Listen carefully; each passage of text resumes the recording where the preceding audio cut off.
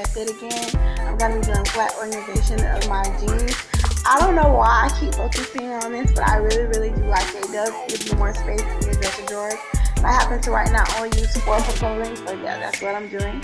I can put tights or leggings and jeans into one dresser and pretty much fill it up with all the pants to completely have pants only in one. That's what I'm going for.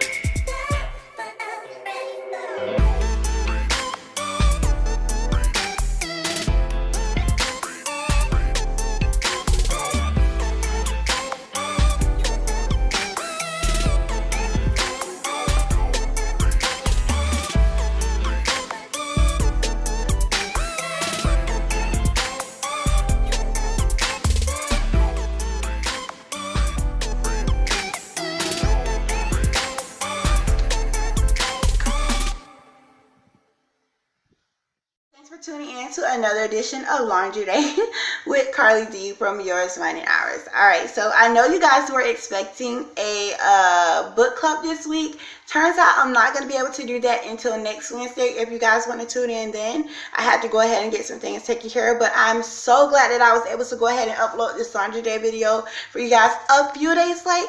Anyway, thanks guys for watching. I'll see you later.